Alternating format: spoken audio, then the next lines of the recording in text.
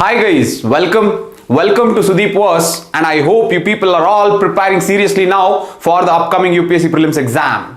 Welcome to Prelims Compass episode 4, where we will discuss the importance of test series and how to make the maximum utilization of test series and your mock tests, and what are the common mistakes done by students when they take up the test series. One common mistake that all students preparing for UPSC prelims exam will do while taking test series is they will write mock tests, or they will use test series for only two things, and those two things are: one, to get marks, and the second is to learn something new.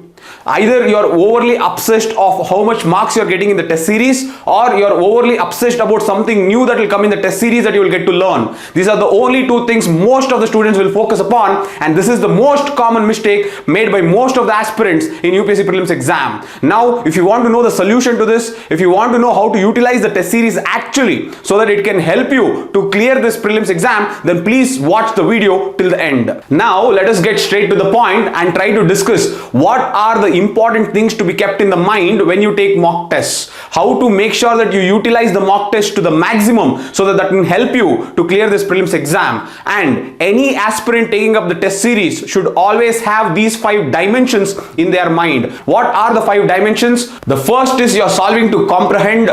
The second is you're solving to truly validate how much grip you have on a particular subject. 3, you are going to solve to develop skills. This third dimension is the most important dimension that is most neglected. The fourth is you're solving to execute. Again, this is the most neglected part in your test series. And the last is you're solving to learn. Now, the fifth dimension, you're solving to learn, is the most overemphasized in the market. It is the most overemphasized by many aspirants, neglecting the first 4 dimensions. So please listen to all the dimensions carefully. All these dimensions are important when you write the test to extract the value from the test that can help you to clear the upcoming prelims exam. The first dimension that you have to develop is solving to comprehend. What does this mean? This means that when you read a question, you're able to understand the question in the first go. See, out of 100 questions, if you read all the questions twice, you're doubling the number of questions that you have to read in the prescribed amount of time, that is 2 hours. So 100 questions reading twice, all the questions will make it 200 questions in 2 hours, and that is where you will be in the trap of running out of time. So always make sure that most of the questions that you read, you should be able to comprehend in the one go whenever you read that question. So this is one of the skills that you have to develop. This is the first dimension, that is when you read fast, but you're able to understand the exact demands, you're able to identify the hints, you're able to also identify the traps. So this is the first thing that you always have to practice when you're taking mock test. The second dimension of what you need to take from the test series is how to validate yourself of whether you're strong in your basics or not. So the second dimension is solving to truly validate. What does true validation mean? Now, when you take up test series in different institutes, some institutes will frame the papers in such a way that most of the questions will come from current affairs. Some institutes will frame the question in such a way that there are a lot of traps within the question paper to make you go wrong. Some institutes will frame the question paper in such a way that most of the questions are very vague. They are not in the lines of UPSC's recurring themes. So in this scenario where there is diversity of different question papers, how to validate yourself whether you are really good in your basics or not. Now this is very, very important, so listen to this. Now whenever you solve a test, after completing the test, whatever marks that you get as a overall marks is not truly the reflection of your competency in your prelims basic subjects. So how to actually realize the competency is, you take that question paper, again go and mark all the questions that you feel is from the basic subjects, from the basic conventional books and basic subjects. So once you mark all the questions that you feel are from the basic subjects and basic books, so then you try to calculate how much marks did you get amongst those basic questions from basic books. Now let us assume that out of 100 questions, 60 questions have come from basic subjects and basic books. What is your marks out of that 60 questions? Let me tell you, if you're really strong in your basics, out of that 60 questions, you should have the competency to get 85% accuracy. If you are getting 85% or more accuracy amongst that 60 questions, or that amount of basic questions that is coming in that particular exam, that means that you are truly strong in your basics. So whichever question paper of whichever institute that you solve, first thing what you need to do is truly validate yourself whether you're good in basics or not. And for that, first mark out all the basic questions and see how much of the basic questions are you going right. Is your accuracy greater than 85%? Now this is what you're solving for, and this is the true validation. The third and the most important dimension of writing the test series is to solve for developing skills. Now what does this developing skills mean? It is not tricks, it is lines of thought. Now whenever you solve a question, you have to mark 1 out of 4 question as correct. You should always ask your mind, why are you marking that question as correct? Now if your mind is able to reason it out, if your mind is able to provide some type of justification, if your mind is able to provide some type of logic, that means that you are going to mark it mostly correct. Now if your mind is not able to give you any answer, if your mind is blank, or if your mind feels that you have a feeling, that means that you are guessing, then there is more or less very high chances that you will go wrong. So you should always solve the MCQs to develop the lines of thought. That lines of thought is nothing but analytical thinking, logical thinking. You are using your wisdom to deduce the answer, identifying the hints in the question. These are some things that you will learn when you solve a lot of tests. Now just by telling like this and stopping it will not do justice for you people. That's why let me show you some questions and let me solve some questions using the lines of thought. Now this is only indicative that you can use such lines of thought to solve the question paper. By looking at this, you will understand how you can approach the questions even though you have not studied the topic or even though you don't know about that concept at all. So this is how we will try to solve and try to understand what are these lines of thought and why it is important to develop this skill, because it is what will help you to push the extra 10 marks that is needed for your prelims exam to clear the cutoff. So let us first look at the first question and see the line of thought. Alright guys, now you're seeing the first question on the screen. Let me first read it out. With reference to the history of India, consider the following pairs. On one side there is famous places, on the other side there is present state in which this famous place is located. So the first one is Bilsa, Madhya Pradesh. The second is Dwara Samudra, Maharashtra. The third is Girinagar, Gujarat. And the fourth is Taneshwara, Uttar Pradesh. Which of the pairs given above are correctly matched? A, 1 and 3, B, 1 and 4, C, 2 and 3, and D, 2 and 4 only. Alright, now once you see this question, let us assume that you don't know any of these places. By using your lines of thought, you can deduce the answer. How? Let me show you. Just look at this. The first statement is Bilsa in Madhya Pradesh. Now though you have not heard the name of the place called Bilsa, you can at least understand that Bils are dominantly the tribes that are present in Madhya Pradesh. So with that, there are very high chances that if Bils are present in Madhya Pradesh, then there can be a place called Bilsa in Madhya Pradesh. So 1 has to be the right answer. So when you know that 1 has to be the right answer, if you go to the options, you can eliminate C and D and you can come to the conclusion that the answer has to be from A or B. Now with that, let us go back to the question. Again, if you see the third statement, there is Girinagar in Gujarat. Now this Girinagar in Gujarat again should point you to the line of thought that there is Gir forest in Gujarat. So Gir forest is very close to Girinagar. Now this Gir forest and Girinagar is sounding the same. So there is very high chances that Girinagar can be in Gujarat. Now with that, you can come to the conclusion that the right answer for this can be 1 and 3. Now see, this way of logically reasoning it out with yourself is what is very important for you to get the answer. Though you have not heard the famous places, by reasoning out, by finding a logic, by trying to find the hint in the name, that is how you deduce the answer, and this is what is the line of thought. I will show you a few more questions. Let us see the next question now. You are looking at the second question. Let me read it out first. Consider the following statements. 1. India is a member of International Grain Council. 2. A country needs to be a member of the International Grain Council for exporting or importing rice and wheat.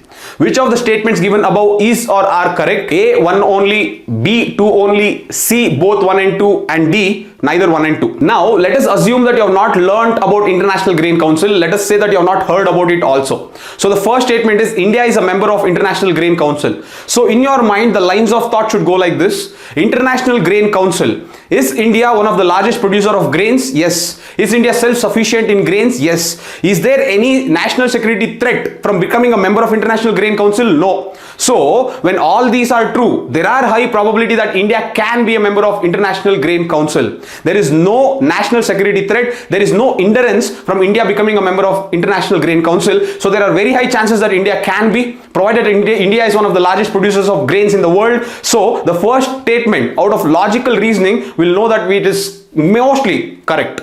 Okay, now let us look at the second statement. The second statement says that you have to be the member of International Grain Council if you have to export or import rice or wheat.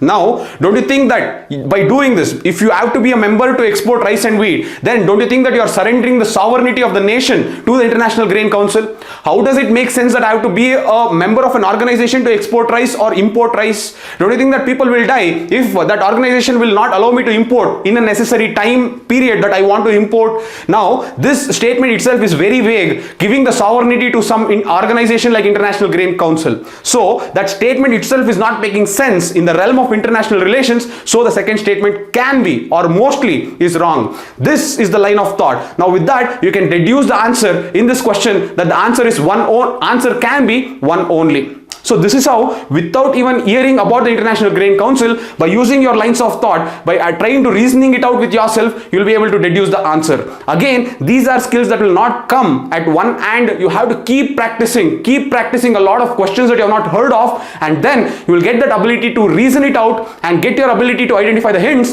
to get the answer. This is what is you're solving for developing skills. Let us see a few more. Let us look at this third question. Consider the following statements. India does not import apples from the United States of America. Statement 2. In India, the law prohibits the import of genetically modified food without the approval of a competent authority.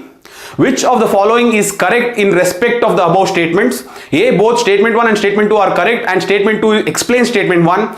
B. Statement 1 and statement 2 are correct but statement 2 does not explain statement 1. C. Statement 1 is correct but statement 2 is incorrect. D. Statement 1 is incorrect but statement 2 is correct. Okay, now let us assume that you have not heard of the import-export scenario or import-export basket of India. Even then, look at the statement 1. The statement 1 says that India does not import apples from the United States of America. Can this be true? Can we say that India does not import any percentage of apples from United States of America? This is a very, very extreme, very vague statement. Statement 1 is wrong because even if we import 0.1% of apples, then that means that this statement will stay wrong. So that itself, that line of thought itself should tell you that statement 1 is wrong. Now automatically when statement 1 is wrong, automatically you will get to the option called D. But anyways, let us go to the second statement and analyze. Look at the second statement properly. Now the second statement says, in India, the law prohibits the import of genetically modified food without the approval of a competent authority. Now look at this. Don't you think this statement is making sense? Now, without the approval of a competent authority, you are not allowed to import genetically modified food. That is common sense, yes. Because why do you need that permission is, there can be a health threat by importing genetically modified food. So, there has to be someone to look after before we allow the import of genetically modified food. So, the second statement is making sense. Also, if you look at the second statement, they have given competent authority. The law prohibits import of genetically modified food unless approved by a competent authority. Now this is a generic statement. Let us assume that the statement was like this. The law prohibits the import of genetically modified food unless approved by FSSAI. They have given a specific name. Now this becomes difficult. Let us say that instead of FSSAI, they'll give APEDA.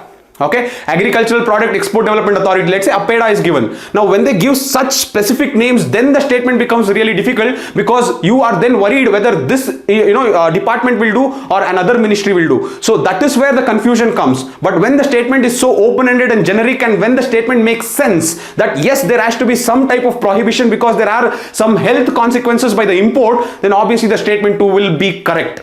So in this way, trying to reason it out in your mind, you will know that statement 1 is wrong and statement 2 is correct. So these are the skills. This is what I keep telling you is the lines of thought. So this is why you're solving the test. When you're solving the test, you're constantly reasoning out with your mind in order to get the answer. It is not about whether you know or not know. It is about how well can you reason it out to deduce the answer from whatever statements that are given in the question. Let us look at another question now. Let us look at this question. What are the duties of the Chief of Defense Staff as head of the Department of Military Affairs? Okay, 1. Permanent chairman of Chief of Staff Committee. 2nd, exercise military command over the 3 service chiefs. Third, principal military advisor to defense minister on all tri-service matters. Select the correct answer using the code given below. A 1, 2, 3, B 1 and 2, C 2 and 3, and D 1 and 3. Now after looking at the question, let us see how we can use our lines of thought to deduce the answer.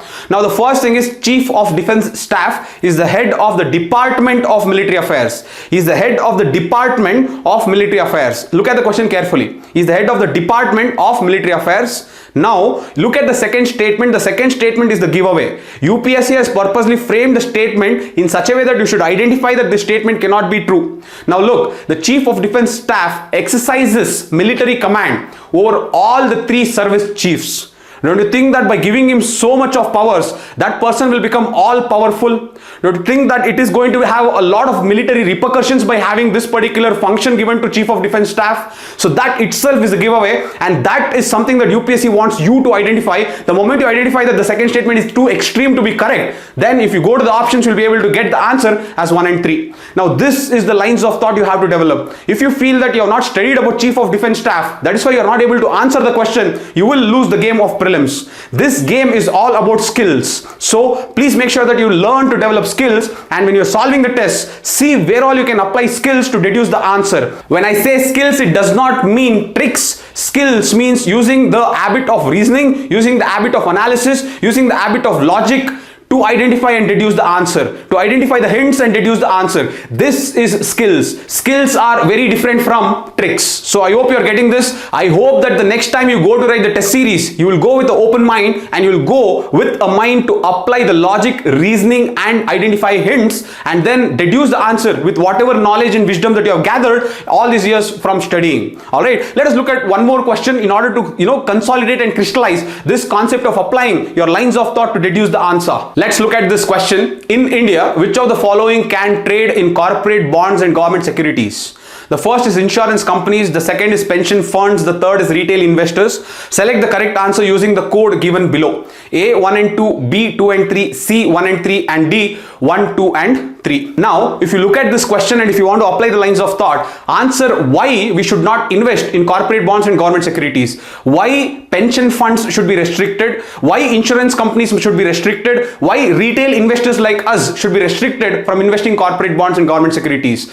There is no threat. There is no threat to national security. There is no threat to financial security. There is no threat of scam or fraud by allowing these three people or these three segments to invest in corporate bonds and government securities. So I know that through common sense, why should we restrict these three from investing? Because investing in corporate bonds and government securities is good for the country. It mobilizes more capital. So the more the investors in the form of retail investors or in the form of pension funds or insurance funds, it is good for the country itself. So from common sense angle, from the financial common sense angle, it says that the answer should be all the above. Again, you don't have to study for this. By applying that lines of thought, by applying the reasoning skills, you're able to deduce the answer. So I hope that you have understood with my sample questions how to apply the lines of thought. One thing is, you may not be able to apply the lines of thought to all the 100 questions. That is not the end goal. The goal is not to use the skills or develop skills on all the questions. The goal is you will have 10 to 15 questions in that 100 questions where you can apply these lines of skills or lines of thought, and using these lines of thought you can get those 10 to 15 questions correct, even though if you have not heard the topic also, even though if you have not studied about that subject also, even though you don't know anything about that concept also, even then you can deduce the answer to this 10 to 15 questions. That will push up your marks by 20 to 30, and that 20 to 30 marks is what will save you in clearing prelims. So developing skills by solving tests is a very important dimension that is most neglected, that you should not do, and the next time when you go, please focus on solving with your lines of thought. The fourth dimension is solving to execute. Now this also plays a very important role, because many of the students who have written the prelims exam, and once they come and meet me, they tell that, sir, I made a silly mistake. Sir, I knew the answer but I could not mark it properly. Sir, I could not manage the time. Sir, I got overconfident. Sir, I got underconfident. Sir, I made a lot of errors. All these are excuses given for those people who could not execute the exam properly. So if you want to execute the prelims exam properly, you have to practice it in this mock test. And that is why the fourth important dimension for taking up test series is to solve for execution. Now these are important sub-components within solving for execution. Look at it. One is time management. 2 is runtime error. 3 is marking error, 4 is understanding error, 5 is overconfidence, 6 is underconfidence, 7 is ego, and the third is catching the fish, which means trying to identify the easy questions and not missing on the easy questions. Okay, now coming back to each and every one, I will just address each and every point there, the subcomponents there briefly. The first is time management. Many students writing the prelims exam wouldn't have managed the time properly, and hence they wouldn't have cleared the exam, because in the last half an hour they'll try to execute the 50 questions left. Or in the last half an hour, they'll try to hurry up and try to mark a lot of questions which they did not intend to do it in the first place. Now, this is the same thing that happens with each and every student who has not cleared prelims. The main reason for this is time management. It is not the question paper that is difficult, it is the time that makes the questions difficult. Whenever there's an easy question and you have less time, you're not able to comprehend, you're not able to concentrate, and that automatically makes the questions difficult, and hence time management is very, very crucial. And for that, please make sure that the 2 hours test that is being given in the test series in your mock test, don't use the 2 hours. Try to finish the tests in 1.5 hours. Try to do 3 rounds of solving the questions in 1.5 hours. Push yourself, develop that ability of comprehending the English very fast, and try to read quickly and understand. However, manage the time in such a way that in 1.5 hours, try to complete the 3 rounds of your paper and manage time better. If you manage time better in your mock test, you will manage time better in the exam also. The second subcomponent of the dimension of solving for execution is that runtime error. What is runtime error? Runtime error is because you are in so much of a hurry, because that you are reading so fast, you miss out on identifying some crucial important keywords that actually gives you the essence of that statement. For example, look at this question. In this question, the question is talking about the World Toilet Organization. Now here, you can know that in the third statement, look at the third statement so carefully. The third statement reads, the main focus of its function is to grant funds to the least developed countries and developing countries to achieve the end of open defecation. Okay, now here the main hint that the UPSC is trying to give you is the main focus of the function. How can the main focus of the function be grants, and how can that main focus be grants to developing countries? Even if it is for least developed, it is fine. How it is for developing countries? Correct? So the main focus of the function, this is the keyword that you should have caught. Now when you're reading very fast, you're not able to catch this hint, and this is called runtime error. So what happens in your mind, you will think that the entire statement is correct because the entire statement is kind of making sense, but when you split and see this keyword of main focus of the function, that is when you will try to realize that there has to be something wrong in this statement. So this is what is known as runtime error. So this is what you have to always keep solving. One, you have to read quickly, but you also should not make runtime error, and this is the challenge that you will have when you're solving the tests. The third important aspect is marking error. Now many people will not use OMR while practicing in the mock test. This is a very big mistake. Please use your OMR sheet wherever you're writing in the institutes or you're writing at your house. Always make sure that you account for using your OMR when you're solving the mock tests. One, it will account for the extra time needed to mark or bubble those answers in the OMR. The second is when you know the answer and you're marking it wrong in the OMR, your mind will know that you should not make the same mistake in the exam. So you'll be more conscious while marking the answers or while bubbling within the OMR sheet. So marking error is something that many students will also make. Even 1 or 2 questions of marking error, you will lose the game of prelims because the competition is so tight. So avoid marking error. That is another dimension of execution that you should be very much aware about. The next is understanding error. The understanding error is where many people will overlook the entire question by focusing only on a few keywords. For example, let us say that the question is talking about Swadeshi movement. Their entire focus will just go to the keyword of Swadeshi movement, but they will not read the entire English that is written within that question because they assume that, okay, the question is about Swadeshi movement, let me go after the option. So try to not jump by just looking at the keyword. Just because the question is in Swadeshi movement, don't jump to the options directly. Read the question clearly, because in Swadeshi movement, what are they asking? What is the exact demand within the Swadeshi movement will be the trick or will be the catch. So always make sure to understand the question thoroughly, to read the question in complete. The next important aspect is overconfidence. Many people would have got good marks in their mock test and they will approach the prelims exam with a lot of confidence. The moment in the first 10 questions they are not able to answer properly, they are taken aback. Now they lose their confidence because they were so overconfident. They were expecting a lot of things to happen. Once it did not happen in the first half of the exam, they give up. This is a trap. That is why always have a very moderating mindset. Don't be overconfident. Be very logical in your mindset. How to be logical in your mindset is, what is my accuracy in the basic questions? That is the true validity. Don't be overconfident in the exam irrespective of how much marks you get. Don't be overconfident in the exam though the first half of the questions have gone well. Exactly opposite to this component is underconfidence. Many students have this underconfidence, especially in a few subjects within the paper. For example, I've seen a lot of students who come from commerce or non-science background who tell me that I have underconfidence and I fear the questions from science and technology. Many students from engineering come and tell me that I fear ancient, medieval and art and culture questions. Now, when you have the preconceived notion that you fear about those subjects, the moment the question pops out, you have given up the question there itself. Though you could have used your lines of thought to deduce the answer in those subjects, you will not be able to deduce it because your mind has pre-decided that you are weak in that subject and hence you will not be able to answer. That is why don't approach any question with underconfidence. So to overcome this overconfidence and underconfidence, the best goal is to always be neutral. Just treat every question on its merit. Once you're done with it, go to the next question. Don't be happy, don't be sad on either of the questions. The next important hindrance to your execution is ego. Your ego will make you go wrong in at least 3 to 5 questions every time you write prelims. For example, if a student is from geography optional, the student feels that they are entitled to write all the geography questions in prelims correct. So that itself is the ego. Just because you have revised polity many number of times doesn't mean that you will get all the polity questions correct. It is okay to face defeat in 1 or 2 questions. It is okay to not let go of your ego to mark the questions by taking chances.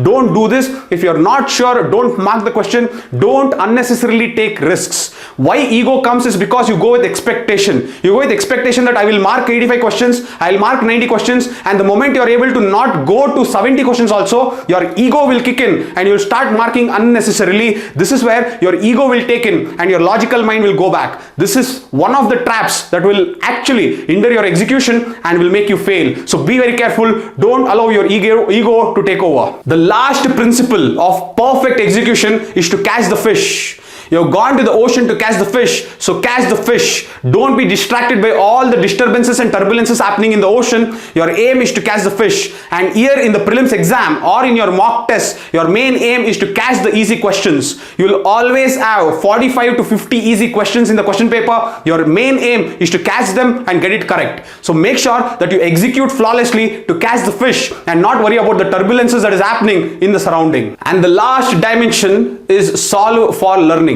You're writing the test, after that you're looking at the synopsis. Anything new that is coming up there, you can learn them for sure. That is not wrong, but don't be overly obsessed.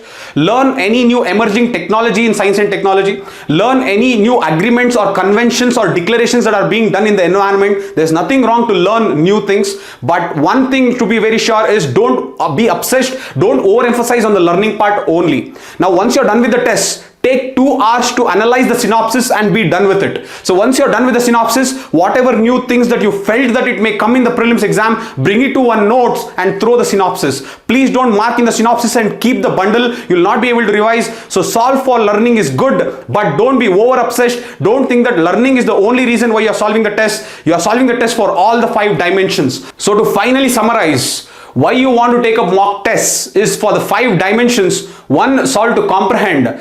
2, solve to truly validate. 3, solve to develop skills. 4, solve to execute. And 5th, solve to learn. So now I hope you have got the clarity of why to take the mock test and how to make the maximum utilization of those mock tests and test series. I hope you got this, guys. The marks that we get is not truly depicting the picture of our competency. The marks that we get will not truly reflect whether we clear the exam in UPSC or not. What will truly validate whether we'll clear or not is mastering these 5 dimensions. So the next time you approach a test series or you try to take mock tests, try to always focus on all the 5 dimensions and learn holistically and in a comprehensive way to develop all these dimensions from that mock test. You will enjoy that. You enjoy the process. You make sure that you approach the test series like a puzzle, like a problem solving ability, and try to use your mind to solve it. When you do that, when you approach it with that attitude, automatically you will start getting indulged in the test series, automatically you will start enjoying the test series, and your marks will shoot up. So guys, before you go, let me give you a final secret ingredient to clearing prelims.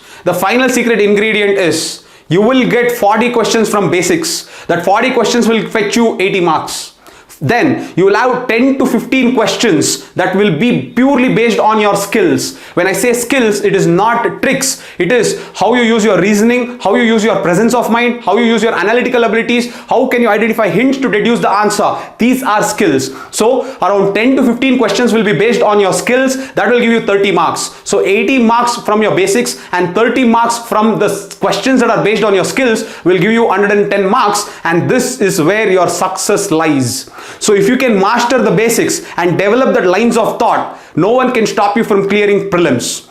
All the other preparation that you do for this exam is important, but that comes after these two levels. The two levels are, one, your basics, the two is your lines of thought. So make sure that you're focused on that. Make sure the next time when you go to the test series, you revise your basics and go, and make sure that there you apply the lines of thought to deduce the answer. I hope it was helpful, guys. So if you really liked this video, please make sure that you like, share and subscribe, and please leave a comment, because that comment will act as a spark in pushing us more to work hard for you people. Thank you so much for all the love and support. I'll come up with the next episode in Prelims Compass. I'll see you again, guys. Work hard, enjoy the process. See you. Bye.